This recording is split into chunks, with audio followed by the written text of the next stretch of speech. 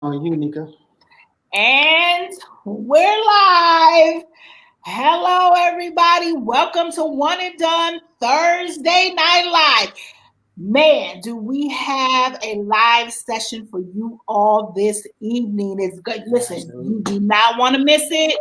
We got some wonderful guests. We got a popping topic that we're going to get into.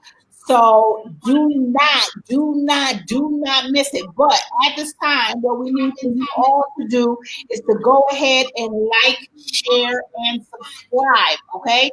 So I am going to go ahead and go to One and Done's Facebook page, and I'm gonna go ahead and I'm gonna share it to my page. Okay. So give me a second. Mm-hmm. Go ahead and I'm going to share it to my page. Okay. Well, a lot of feedback there, huh? That's because they have their they have their sharing, so we can hear it that way. Uh-huh. Gotcha. Well, while we're doing all the sharing and going on, we just want to take the time out to encourage you to journey with us on the many different social media platforms. Instagram, known as IG, YouTube. Go ahead and subscribe. Come on, we need your support. All right, come on and subscribe. There's some heavy topics that are being discussed on this platform that can help, increase the awareness of what's going on in our different relationships of which we hold, and also what's taking place in the community, and hopefully to change the narrative and the dynamics of which we see within the criminal justice system, of which we see within the different treatment facilities, etc. And so now that my wife here, Monica, is back from done sharing, we just go ahead and turn the floor back over to her. So, yes, make sure you like, share, and subscribe tonight. We're going to get into a great topic. It impacts us all. But before that, I want to talk about, and I always want to talk about what One and Done is doing, right? Because we're not just jumping on Thursday Night Lives and just getting on here and talking about topics. One and Done is out in the community. We are at Freedom Works on Tuesdays from 6:30 to 7:30, correct? 6:30 to 7:30 p.m. That's yes, right. Ma'am. So we're at Freedom Works, 2929. Is it 2929 Emerson? That's the address. Come and check us out.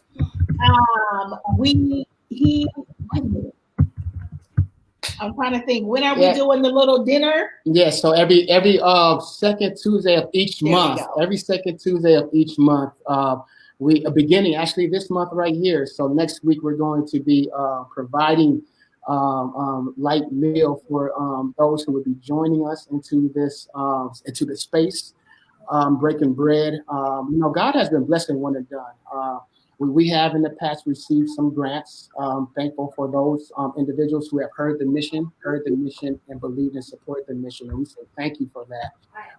And so we also are now going to use some of those funds to provide a meal once a month. And we want to just start building from there. So if you have a heart to give, if you believe in this mission, if you believe in this vision, and you want to support this mission and vision, please go to www.ondusa.org, and you can go ahead and give the kindness of your heart, and whatever gift, no matter whatever the amount may be, we would be eternally grateful for your support in that capacity. All right.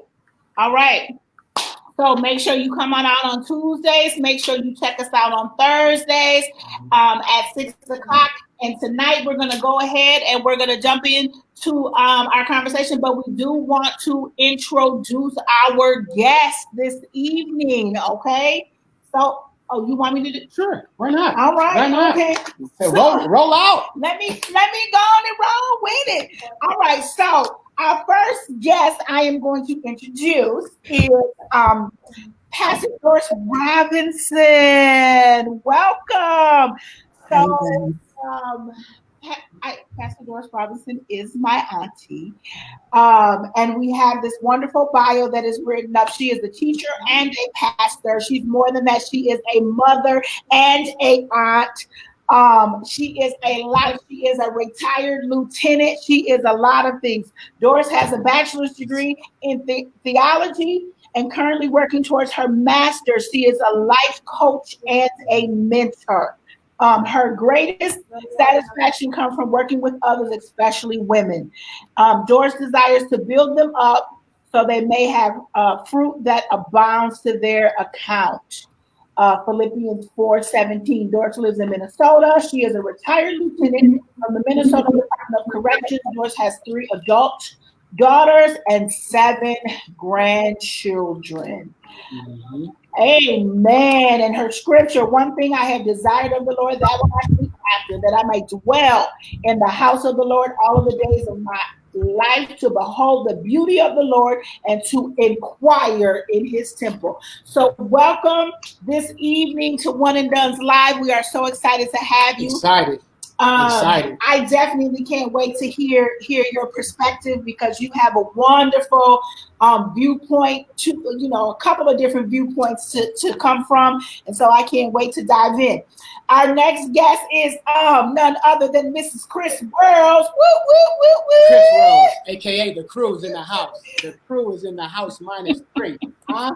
Right. So our friends and family, definitely our friend and family. There are not too many people who you can call your friend, but we have been blessed to be able to call Kris and her husband, Mr. Sell in the Twin Cities himself, Joseph Worrells, our friends and travel buddies.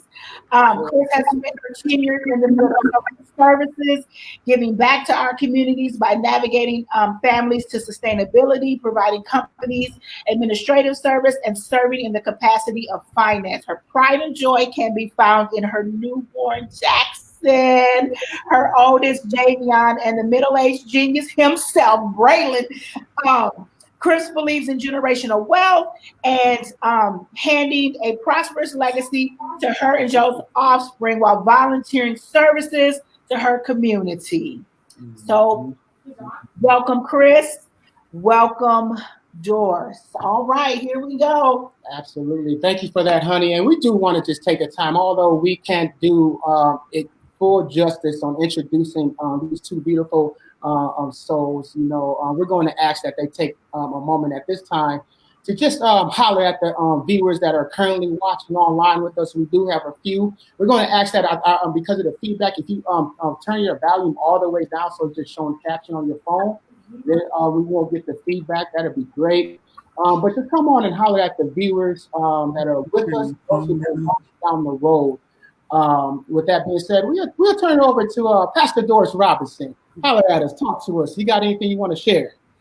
I just want to say hello, everybody. Good evening. I feel honored to be a part of the whole One and Done movement, because it is a movement. Oh, I remember when Pastor Earl first, not when he first, but when he had the idea and talked to me about it, right. I thought it was just wonderful. I thought it was just so impactful, and had the propensity to go for the long haul, make the long run. And look what it's doing, just unfolding. Look at the hand of God. So I'm really honored to be here. I hope that God gives me wisdom that I can impart to others. I'm a mother many times over, a grandmother many times over, and I have amassed a little bit of wisdom along the way with the help of the Lord. Amen. That's awesome. That's awesome. Thank you so much for being with us and taking the time out of your busy schedule. Come on with it, Miss Kris Worrells. Hello, everybody. I'm Kris. I'm excited to be here. We watch One and Done as a family quite often, so I'm excited to be on here, excited to see your growth and the things you got going on. I'm looking forward to the conversation today, seeing that I have a variety age range of kids here, 17 to 4 months. Yeah. It's been interesting, and life has already been interesting in the way that we're already, see things differently with Jackson. So this would be a good conversation. I'm pretty excited. Yep. And you're a boy mom. A full boy mom. Right. All right. That's awesome. Pastor Doris, I actually forgot about that until you mentioned that. I forgot you were one, because this goes back to 2018. So many of us, so for those of you who do not know, this line of work, service that we are providing through this vehicle. My wife, she saw something in me. All right, I have to be honest with you. Yeah. She saw something in me based upon my life experiences, and then the work that I was doing already, and said that you have what it takes to do that for yourself and to be a blessing directly to those who you serve. And so, in doing so, I started, praying over the curriculum and writing the curriculum. And I went to Pastor Doris because I know she has many skill sets, and she did a lot of editing. She saw what I was, putting together. She said it's great. She said she only had a few touches to do, and she made those suggestions, and we made those edits. And to have someone hear the mission and vision, pray over it with you and for you, but most of all, believe with you. That's like no other. Because you'll have some folk, that say, yeah, okay, a lot of lip service, but you get few individuals that will say, hey man, we're believing with you and for you, and we're going to put some action with that faith. And so thank you for that, Pastor Robinson, and even to our friend Kris has been very supportive along this journey, giving insight, has been going ahead and showing us, different avenues on who to reach out to, with the work that we're doing as far as on the volunteering side. And so when you got people that are just believing with you and enjoying just the journey, no matter what the outcome, enjoying the journey, it makes life a lot more easier. I do want to say this too, Lieutenant Robinson. Now I got. I was gonna say just a little history about that. You were the first Black lieutenant at Lionel Lakes, correct? Mm-hmm. Yes. First Black lieutenant at Lionel Lakes. Okay, come on now. God. Come on now. Hey, I feel like riding that way. Not just Black, but take a look at the gender too. That don't work like that in the corrections like that. So when you see a Black woman, you know it has to be God that's making the way to be a light in the dark place. Yes. I'm not going to get on that, but I have to actually stay there because that's when I first met Pastor Robinson, but I met her in a different environment as Lieutenant Robinson, but I was actually an inmate. All right. And so I was an inmate inside of Lionel Lakes, and Lieutenant Robinson was not just from an officer standpoint, but she was relatable. She saw the humanity in us, and she would encourage us, but she also had the courage to correct us when we were wrong. I can remember countless times telling the young youth, pull your pants up, have some respect for yourself, stop cussing. Doing her job, but yet showing that humanity piece. And I'll never forget this. I'm going to say this, and then we're going to get on to this. I got into a real bad fight, and the fight was so bad that Anoka County wanted to pick up the case and give me charges, and I went to segregation. And this was at 6 a.m. This is 6 in the morning. Who's fighting at 6 in the morning? I don't know. But that's how it is in prison, Right. Breakfast, here you are fighting at 6 a.m. And so, I got into a fight, and the fight was so bad, Anoka County wanted to give me another case on top of that sentence that I was already doing.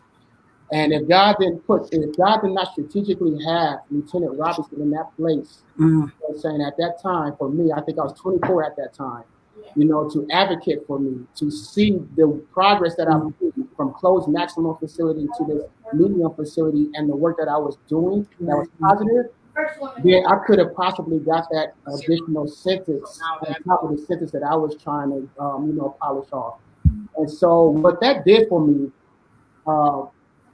it showed me that someone could look beyond my fault and still love me in spite of my imperfections. And what happened was, although I did 40 days in segregation and had to go back behind the closed walls, closed maximum security, it still was some mercy in that because I could have got another 36 months, another 3 years attached from that. And lo and behold, I come home, go to church, and I didn't know this. We didn't, because she kept it professional. She kept those professional boundaries. I go to my home church, and lo and behold, I'm like, what? And then here I am married to her niece. So, right. I don't have time to get off into all that, but I will say this: be careful what you're doing because you don't know who you're entertaining, and you don't know where your help is going to come from. That's right. Yeah. That's right. But thank God for the ram in the bush, right? The ram in the bush. The ram in the bush. Okay. The ram in the bush. Listen, you want to touch on this title here? No, I didn't go right ahead. All right. So we're kicking off this series titled "It Impacts Us All." It impacts us all. We're going to break this down into 3 parts here. We want you to think about a boomerang. The boomerang represents the choices one makes in their lives. And every time we throw the boomerang, the coming back of it represents the consequences of our decisions that the maker has impacted not just their lives, but everyone that is connected or tied to them. So I'm going to say that again. Think about a boomerang. We're going to say that again. Think about a boomerang. And when you throw that boomerang, it represents the choices that an individual is making, all right? And on the way back, all right? Because every time we make a choice, there's consequences, good or bad. Absolutely. And those choices impact us all. That's right. And so the impact can symbolize, how it affects us emotionally, how it affects us mentally, how it affects us physically, spiritually, financially, both on a positive standpoint perspective and on a negative perspective. We're thinking about us all. So who is it all impacting? We talked about everyone is connected to somebody. Mm-hmm. So because this series, we're going to be dealing with family, right? The choices that we make, how it impacts our family. And we're dealing with it from another perspective on today. We got 2 generations on this platform right now. Yep. We have 2 generations on this platform. So we're going to get perspectives from 2 generations. So it impacts parents, our choices. It impacts our grandparents. It impacts siblings, of which the 2 weeks from today, when we get back on, we're going to have siblings that have been impacted by the choices that we have made. And we have friends, and these friends can be, doesn't necessarily have to mean intimate partner relationship friends. It could just be your buddies.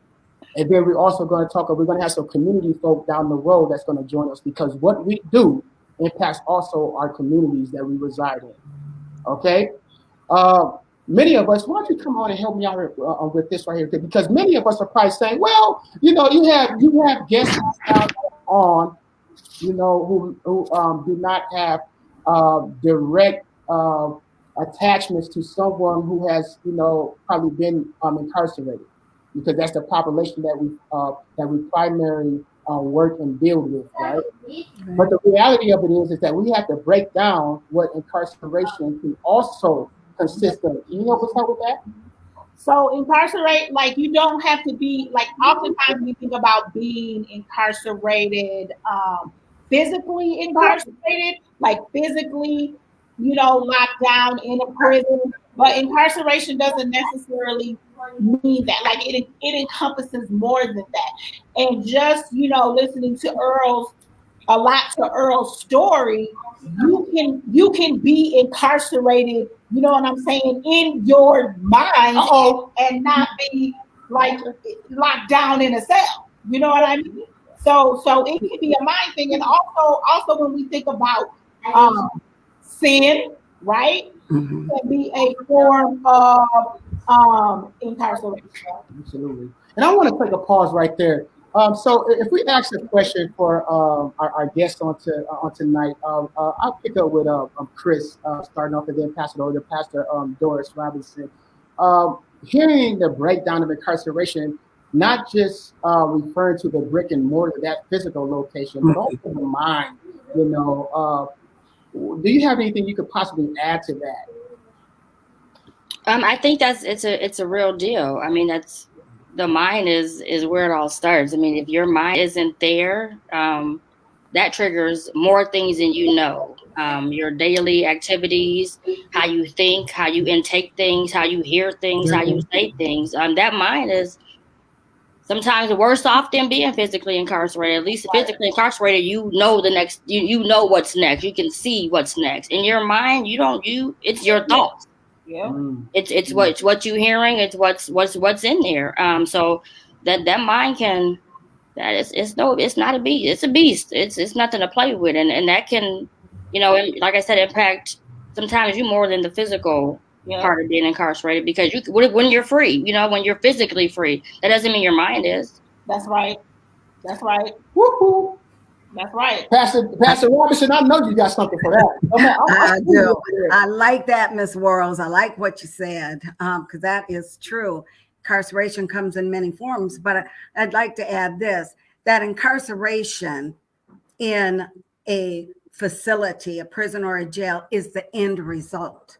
Oh! That's the end result. That does not mean that you or any individual hasn't committed the same or similar that got those people. It just indicates that they have been tried in a court of law. Mm-hmm. Now, how many? Absolutely. I can attest to my own self. I've done a lot of things that were against the law, but did end up with the end result. So what really is incarceration, when you look at the heart matter of it all, when you lay it out on the table, it is those things that violate the principles of God, violates man's societal principles, societal laws. It's what violates those. And, they're broad and they're deep. So incarceration, I mean, that is very interesting that you pose that question. And if I could just shoot off to the boomerang that you asked about, that being a younger mom, I was had my first daughter. I have 3 grown children. I had my first daughter when I was 18. And so starting off as a young unmarried mother. Help us out. With what? No, help us out. Help us out. Exactly. Right. I made a lot of mistakes, a lot of things. I was growing up myself. I was a youth trying to raise a youth, and all my principles and my way of teaching, because I'll tell you this, a mother's life is a child's first lesson. So that's it. I mean, that's true. That's what it is. That has the effect and the impact on our children. But being young, and I know a lot of mothers in my same situation, we didn't know what we didn't know. Motherhood didn't come with a manual. We made all kinds of mistakes. And I saw that boomerang in my children. I saw it in the family. When I got married, my husband was not the father of my first child, the father of my 2. And it had an impact on step families and step children. And I'd like to say this, I'm not, because I can get going and just take up the whole time, but I'm going to edit my own self. But, everything I say is from a Christian viewpoint. And because without Christ, I have nothing to say. I have nothing to add. And God never intended. This is why we have so many problems in society, in our communities, in our homes, in our schools, because we have so many broken homes. We have so many parentless children that need the guidance from Proverbs that says, follow the instruction of your father and forsake not the law of your mother. Those are truths that God put in there.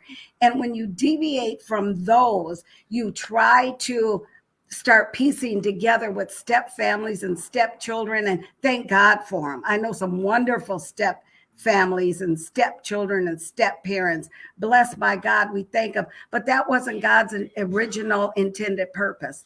And because we have so much brokenness, it comes back. We're going to feel that somewhere down the line. When you talk about the boomerang effect, it's going to come back. I say this, and then I'm going to end this. Our society right now, the way that we are with the brokenness, the broken homes, the mothers that are in the homes that have to work a job instead of raising their children, they're forced to go out, and children are in daycare and latchkey and all that stuff. This generation is raising more sociopaths than ever before in this nation, in this world. Psychopathic people, it has an effect. And unless you can get out there and break the cycle of the enemy, and you can pray for your children, and you can plead that God intervenes and covers, because one thing God will do, he will cover our mistakes. When I talked about not knowing what to do as a young mother, made many, many, many mistakes. But God at the 11th hour came in, and instead of letting everything just be broken and falling apart, gave me strategies on how to raise children, how to bridge step families, gave me strategies, and really blessed me with favor. No goodness of my own, but by the grace of God. That's what prayer will do. Absolutely. Thank you for that wisdom. Yes. I mean, I can't even capture it all. So I'm just going to ask you to hit the replay button and then go ahead and watch this demonstration, and then hit the pause, and take those notes. Definitely. Then hit the pause again, take those notes, because we just got a wealth. I can stop the video. I can end the podcast right now. But Kris, Kris, what are you hearing right now in your thoughts and after what we just heard, possibly from your perspective and our generation, perhaps? Oh, I think everything she just said is absolutely true. Absolutely true. Being the same situation. Got pregnant at 17, had my first son at 18, had absolutely no clue what I was doing. Did I have those before me who gave me great examples? Absolutely, I had those. But I chose to do my own thing, right? I was grown. I knew what I was going to do. Right. So those led me to my own choices of being a teen mother. But everything you said is absolutely, absolutely correct. But even with being a teen mother, then waiting until I was younger but married and having my second child, I saw things differently too as well. With my oldest son, I felt like we grew together. We grew up together. I didn't know, he didn't know. We were just trying to figure some things out. With my middle son, I felt like I was prepared. We were parents while we were married. It was a 2-parent household. But we were still in survival mode, struggle mode, still trying to figure out the newness of being married and having kids. We were young. What do we do? Where to go? So now, fast forward 11 years, we have another new baby.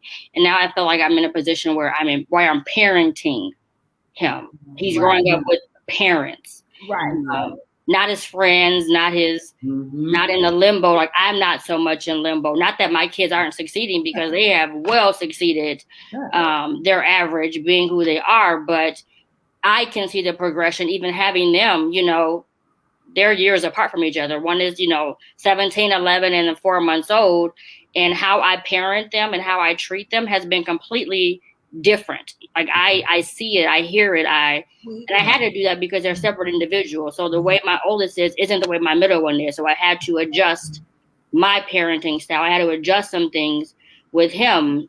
And with the little one, I feel like we're more on a parent role at this point. So it's already been different, and it's actually challenging because I have to break some things in me. Yes. That I was accustomed to, used to for all these years. And now I'm like, okay, well, hold on. Like, I don't know if I want to do that again. Just from even basic things. It's like, I don't know if I want to introduce that, or if I want to bring that in, in the mix at this point. So it's different. It's very, very different. And the love, I know you have a question later on about the love of it, but it's I love them all differently. Like, I love them, but I love them all in their way, if that makes sense. Like, they give me something, like, it's a reciprocal relationship with all of them, but it's just been different as I progress and I'm older, and even being in my age now, I'm finding myself needing to adjust and fix some things with my oldest because he's a year away from being on his own. So trying to make sure I instill the right things and I'm recapping some things I'm unlearning with him and some things. And, going back it's been a dig. It's been good, but I'm seeing how that cycle, if I don't catch that cycle, how it can easily spiral out because he's done next year, right? He's going to be living life next year. So trying to make sure the things you want to instill with them, the principles and the godly way, like I find myself trying to play catch up a little bit at this point because of that. So it's been different. Mm-hmm. So thank you. Yes, thank you, ma'am. Good stuff. Yeah. So our topic tonight is it impacts us all, right? And we're talking about we're really talking about the way our decisions or the way our kids, decisions may impact everybody who they are attached to from a mother's perspective. So I want to ask this question because I think it's an important one to really, really start diving deep into the mom's perspective. In your own words, each of you, in your own words, describe a mother's love for her children, a mother's love for her offspring. Describe a mother's love. And if you have an example, you can provide that too. And then I have a follow-up question. Well, I'd just like to add very, very quickly that, a mother's love, I believe that each mother could probably describe it differently. It is the depth. It is the breadth. It is, all encompassing. Our kids can do things that absolutely disappoint us, and we can be angry, but that love in most cases doesn't ever go away. Now, I'm not talking about the few percentage out there that have really abnormal mothers, and I'm talking about the general, the in a general, exactly. Yeah. But I would like to say, I have 3 daughters, and I like what Ms. Worrells said about them all being different, and I love them, and they each require something different from me, though. Yep. Crystal is probably my middle child, excuse me, the one that is most like me in that we're here together, and she doesn't require a lot from me. Very few words are exchanged, but it's always that connection. Crystal, you're okay. You feel like I can read her. She can read me. It's just a knowing. It's an easiness that we have. Now, I've bonded with my other 2 daughters as well in a different kind of way. But I just bring that up as an example. But I want to say really quickly, the love that my mother had for me, if I can share that with you all.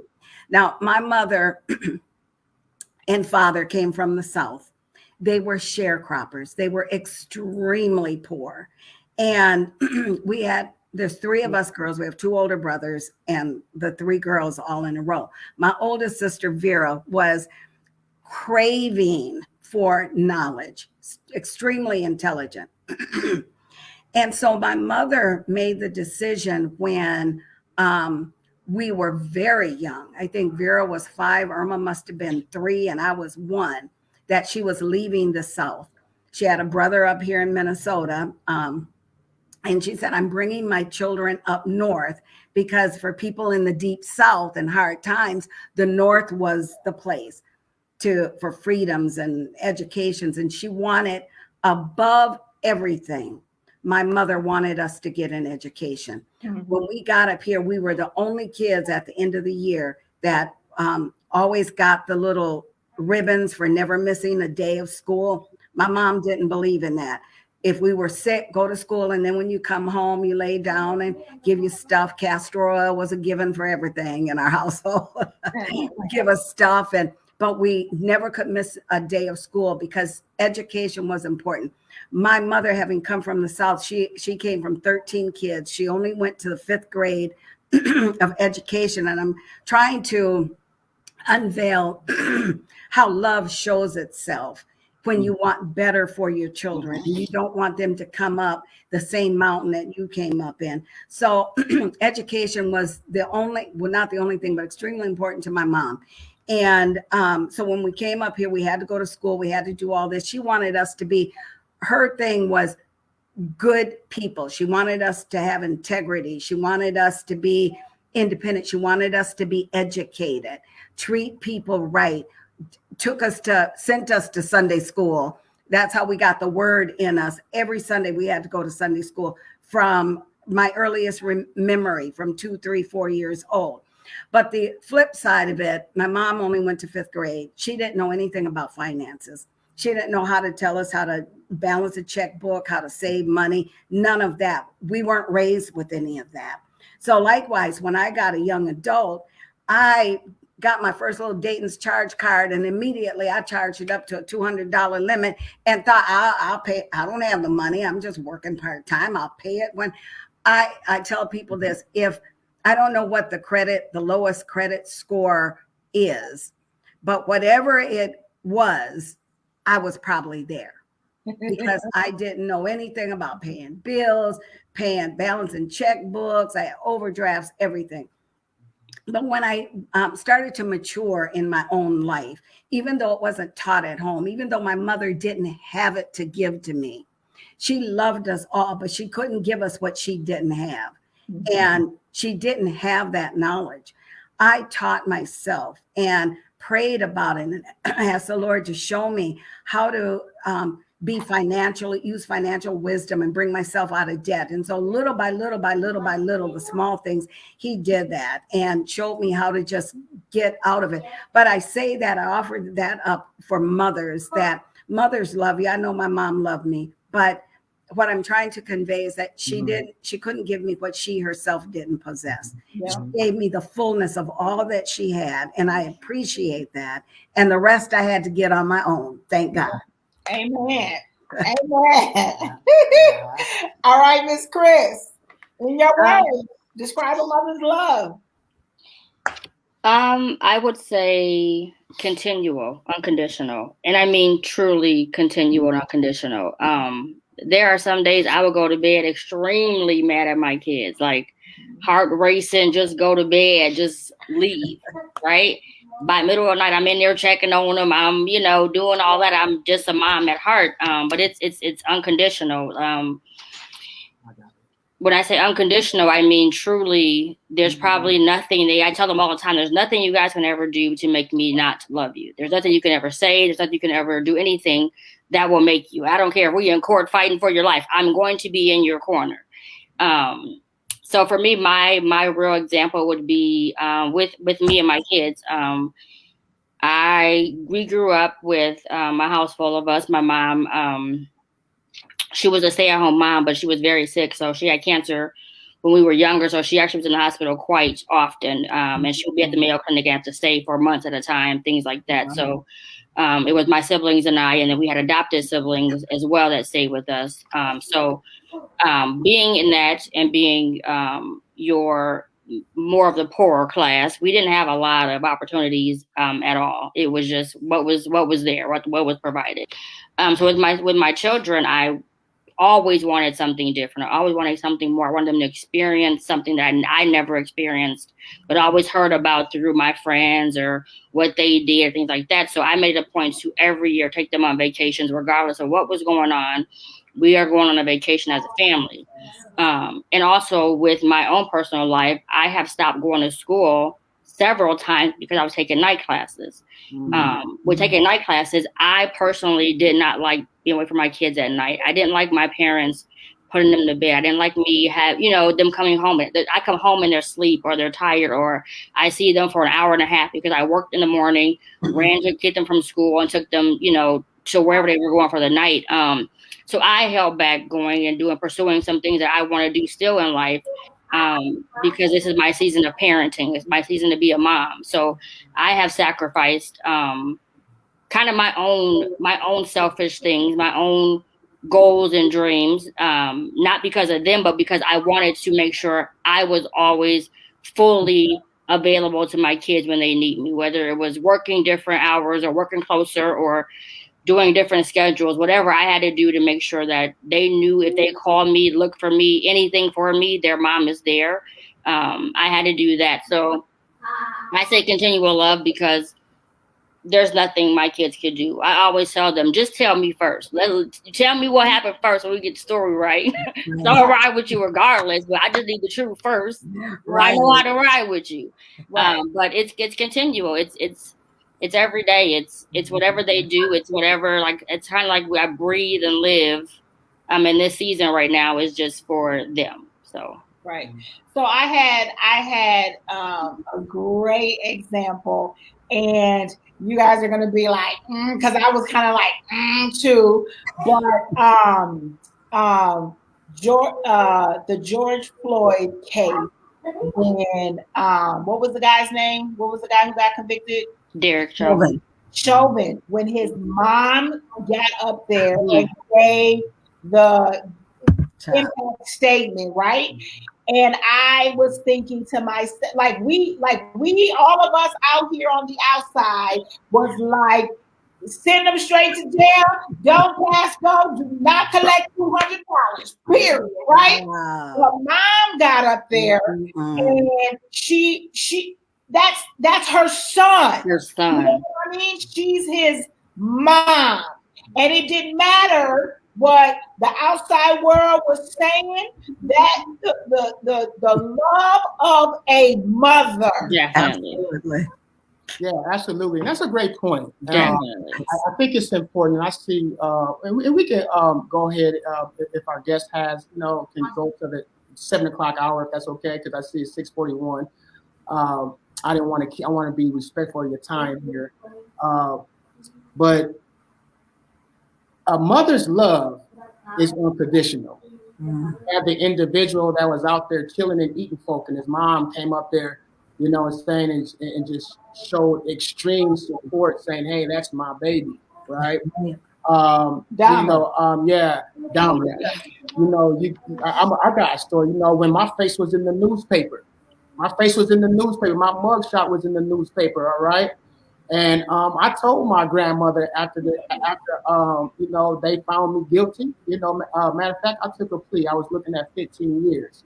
I'm like, man, I fired the public defender. I got a paid attorney for $5,000. Yes. And I saw a decent plea that I can do. I said, I was 20. I said, I'll be out when I'm 26. I'll go do what I got to do. And my grandmother seen my face on the news, and she seen my face in the newspaper.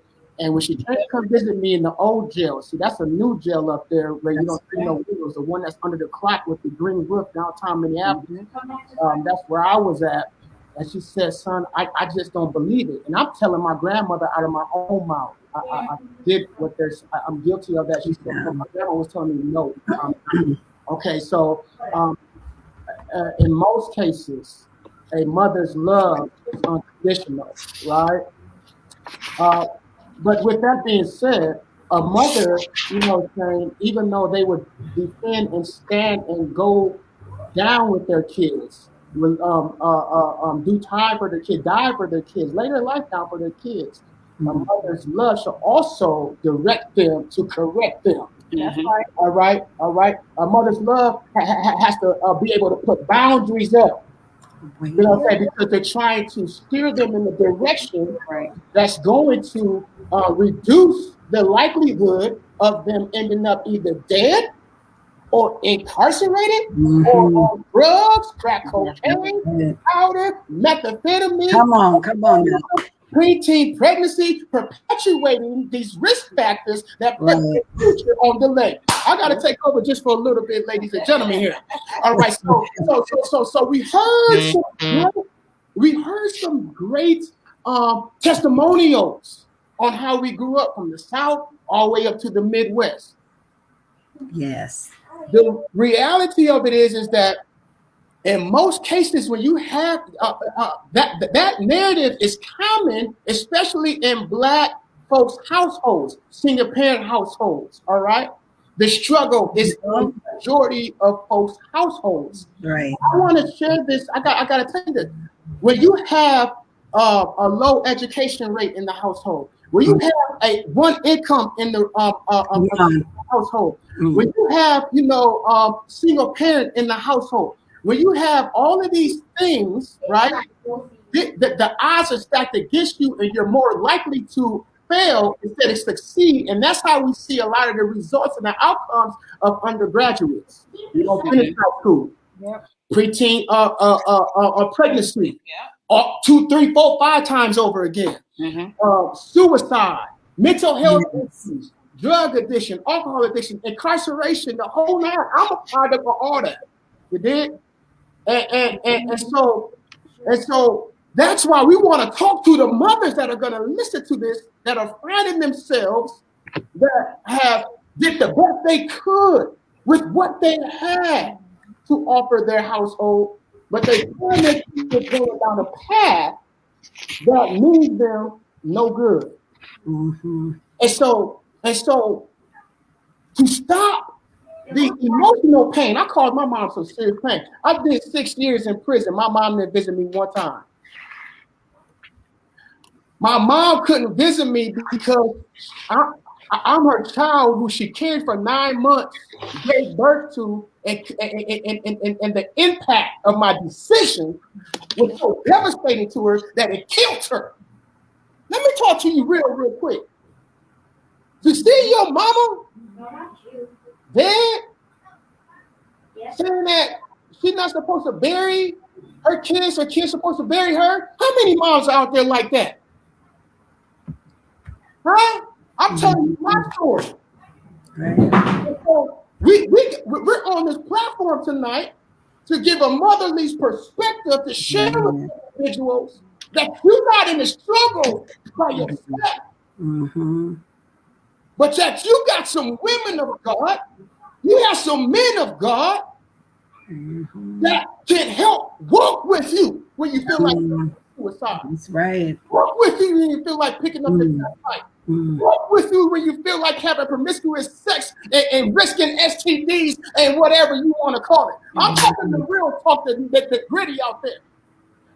That's true. And so on tonight, we have kids that are making decisions, and it's impacting us all emotionally, mentally, financially.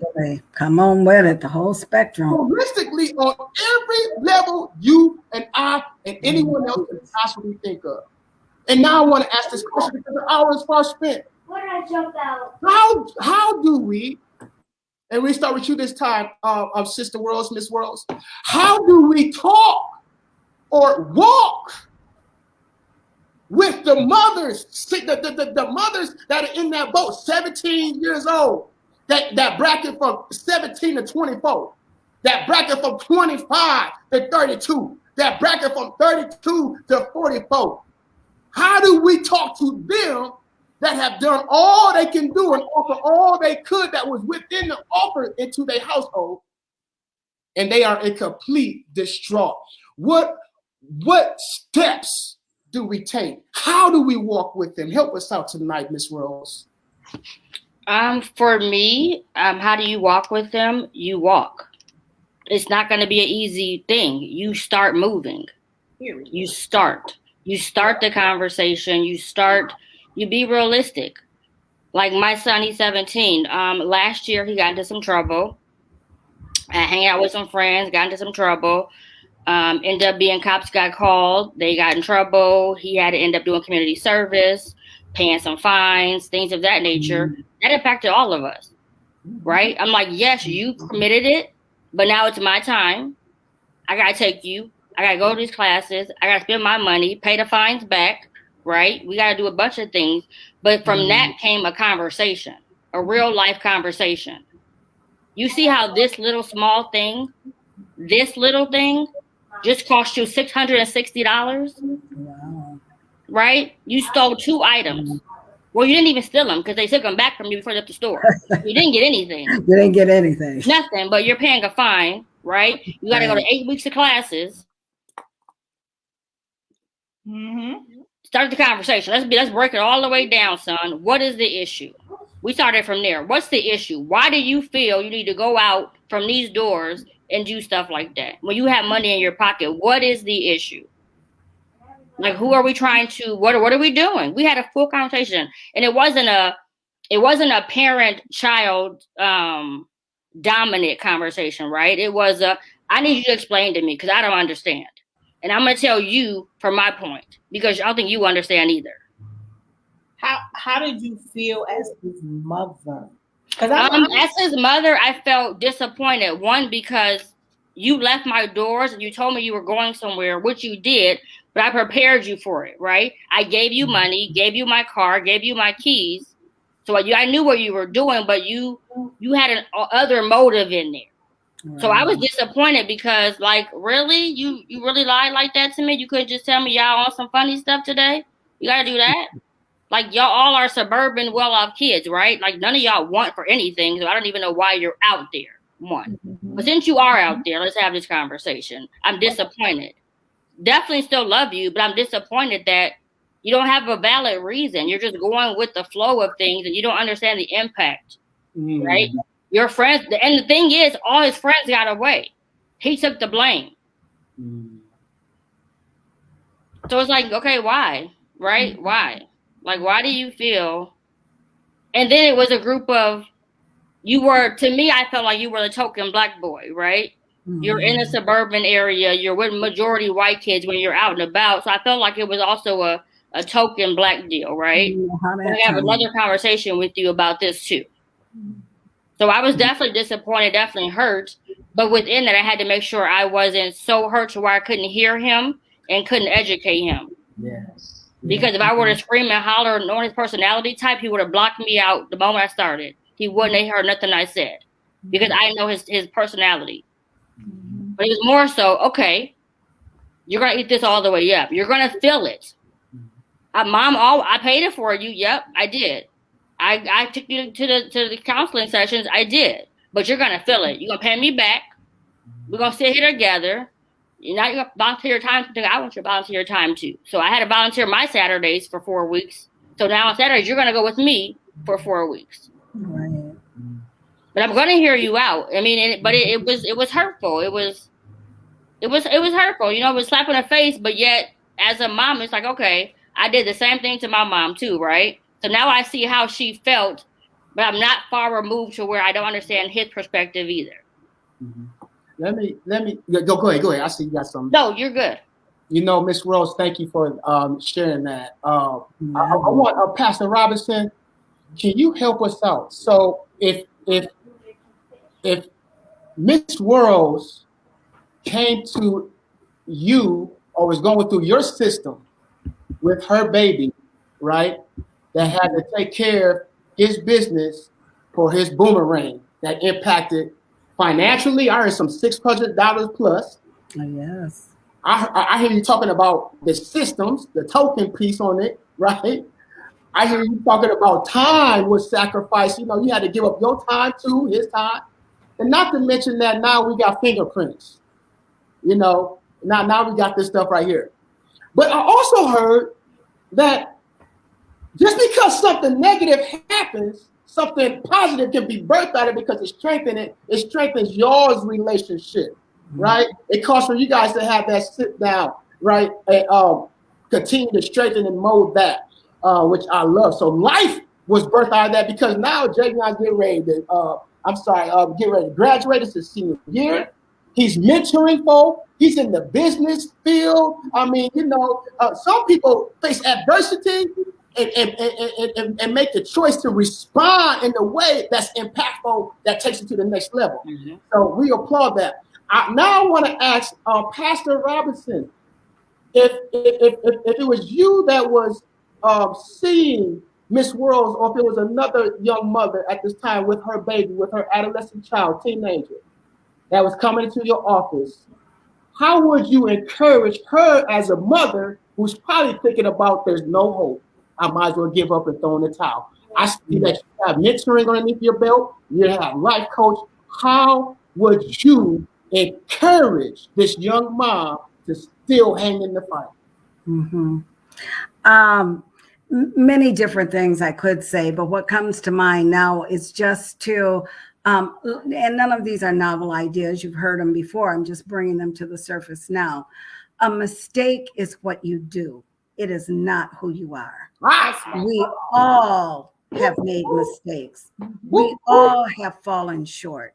That's even the principle in the Bible. You know, we fall short, we make confession, but we all make mistakes. You know, your son has made a mistake, but I would encourage you to do this, to continue to talk to him, continue to let your voice be the one that he hears. There's many voices out here in the world, as you identified. His peers had a voice. And when they're at that impressionable age and they're out there among their peers and that peer pressure, they will forget about the voice of mama and they will try this, even though their heart isn't in it. And I know that from experience. Many, many, many things I did with my friends that in my heart, I was just grieved. I knew that wasn't what I even wanted to do, but because I was with them and everybody, this group think, you know, everybody wanted to do this or do that, had an influence on me. But I never lost the words of my mother in the quiet of those times, feeling absolutely dejected by the choices I had made.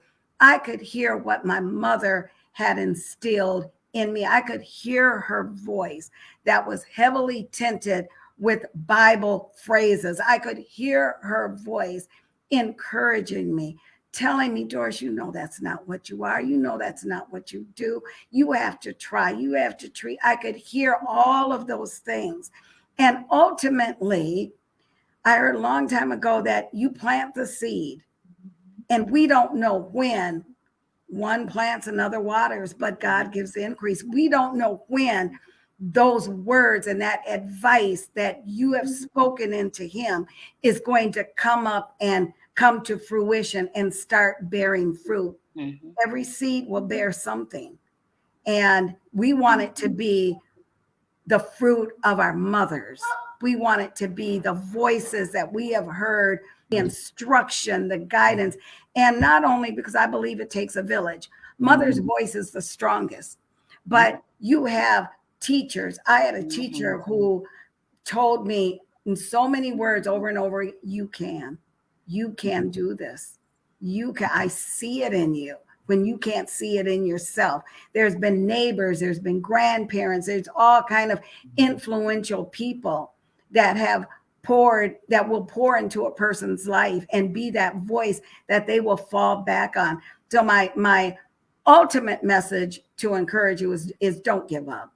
As long as there's breath, there's hope. Yeah. Don't give up.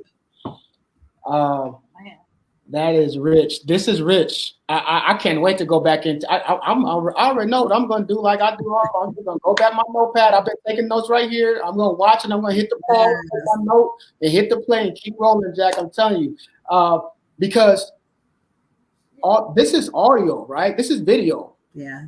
But as you said, it's words, and words, you know, have power. You know, because the hour is far spent. Just want to thank, you know, both this Worrells, Pastor Rob, Doris Robinson. Thank you for being here. But I just want to turn to my wife, who is a mother, a grandmother, a grandmother 2 times over. Praise the Lord. She wants to say Mima because she wants to still stay young. Praise the Lord, God. Buddy, but go bow. Any closing remarks that you want to share that would possibly encourage us on tonight, or a young mother or a parent, anyone? Yes. So similar to Kris, I found we found ourselves in the same predicament. And as a mother, it's the hardest thing not to be able to bear the consequence for your child. It tore me to pieces inside that I could not, there was nothing I could do. There was nothing that I could do. Yeah. And so to be able to relate to other mothers that are in the same predicament is, listen, I understand. Absolutely. I understand. I know what you're feeling because there isn't anything like a mother's love. There isn't anything like the connection that a mother has with her child. And no matter how grown or old your kids get, they're your kids. And so when you see them in trouble, when you see them going wayward, it I don't know. It just there's something on the inside that affects the mom that makes the mom just want to listen. Let me take it, right. But being able to connect with other mothers, being able to say, hey, like for me, it was I had to just woosah. I had to calm myself. I had to pray privately. I did. I had to pray privately. I had to pray openly. I remember being at church just sobbing at the altar. All of those things to pull you through. You know what I'm saying? The support of the people around you, the support of your family, the support of your community. All of those things are important when we have moms who have kids that are wayward or are making decisions that aren't healthy. You need to pull on them people around you, pull on that support, pull on your community, all of those things. So those are my departing words. And like Kris said, just start walking. Just start walking. I don't know how. I don't know if, but let's just walk. Okay. Let me hold you. Let me hold you here. We're gonna get through this. We're gonna pray. We're gonna pray for these kids, these children, and their decisions, and we're gonna get on through. Yeah. Amen. I thank my wife for those closing remarks, and I just want to try to do 2 points really quick, and we're out your way, Facebook. First of all, those who are watching, Crystal, we thank you. We see you in there. Thank you for your love and support. Those who have jumped on, but had other pre-engagements, Gina. Thank you so much, man. Once again, Miss Worrells and Pastor Robinson, thank you so much. Your family, sharing your story, your narrative. So many people are challenged with sharing their narrative, and I get that. I get that. I really do. And so because what that tells me, being in the field of social work for a long time, and really also having a relationship with God, is that healing, we go through phases of healing. Yes. So a lot of the times we can't share to help bring someone else out. We're still grieving healthy, hopefully. Come on. Healing. And so once we are healed and that thing no longer has a stronghold on us, then we're able to help someone else out. I want to drop this nugget on us. If you are not out of that season, it might not be best for you to go try to help others out because you might get pulled back into an emotional place. Good point. That is hard to come up out of. So allow for those who have, experience coming out for a season to do that work, and you be present because you're able to be blessed, and and things can work in that. And once you get to that place, of deliverance, of healing, and so forth, then you will be able to share your narrative without going into an emotional pit. All right. So I just want to drop that on out there in the space. I want to say this. Listen to the mothers that are going to be listening to this, to the fathers. Also, to kind of hear somewhat from a mother's perspective. It's good to hear this perspective. And for those of us who are still kids underneath our parents' roofs, or maybe your older kids, and you're going through healing as well while trying to parent. We just want to say something. You're not alone. That's right. You're not alone, man. That's good to know. woman of God, man of God, child of God, you're not alone. All right. Your story is not nothing new. Nothing new is underneath this. Nothing new underneath the sun. There's nothing new underneath the sun. All right. It's not new to you, but it's not new to elders that are in the community that can help you. When I say elders, I'm not talking about church towers and all that. I'm talking about in age, season, right? That's right. What are the steps to do? We've all been saying it. First of all, know that you're not alone. Second of all, let's go get the help. That's right. Because as it impacts us all, it takes all. It takes all to carry this thing through until we come out. All right. And so it impacts us all, which means that just as it impacts us all, it takes us all a village. That's right. To make it up out of it together. Come on with it. My grandbaby, our grandbaby, baby Joy, she used to love that movie Troll, boy. Oh, man, Troll. And the way that thing opens up, it says, "No troll left behind." And then love that. In the show, the Papa one, he's getting all the trolls out because the barbarians are behind them, getting them, chasing the trolls. And, it's saying, he says, "There's no troll left behind." And at the end, while everything's collapsing, the barbarians are chasing them. There's something that grabbed his boxer short. So while he's saying behind, they show it behind. I see the devil.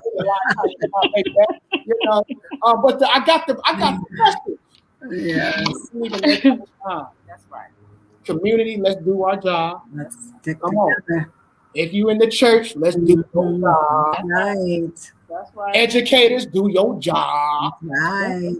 Systems, social workers, child protection, change your system, and let's make it equitable. Right. Do our jobs. That's right. So that the narrative can change and lower the rate of, individuals ending up in the Department of Corrections or in somebody's treatment or in somebody's psych ward. Come on. Yeah. I'm gonna drop this on you, man. My daddy was in the psych ward, had some serious mental issues, man. Mm-hmm. And if it had not been for the grace of God, I'd be messed up too. Come on. But the voice. You talk about the voice, God. You talked about I ain't even got time to tell it all. Look, you're not alone. See. Get around some folk who love you. Because there's a lot of folk that want to hear that like gossip. This ain't no reality talk show. This ain't Atlanta Housewives. Bump all that. Get around some folk that love you and care about you, that's going to hear your narrative, man, and walk with you along the journey and pray with you, all right? Amen. And then let's get to work. Somebody, Miss Worrells said it perfectly. Do the work. Do the work. Let's get to work. Do the work. Subscribe, like, follow on IG. Throw that plug, still in Twin Cities. My boy, Joseph Worrells, Joe Worrells, man, Kris Worrells, man, they're coming out, man. They get ready to do this thing big. I just have to throw that plug out there. Pat Robinson, man, come on out, man, and reach out to her for that counsel, for that wisdom, man. She's very seasoned, man. My goodness, you name it. We love you. We're thankful for you. And we peace out. Thank you. Thank you. See you later. Bye-bye. Have a good evening. You too.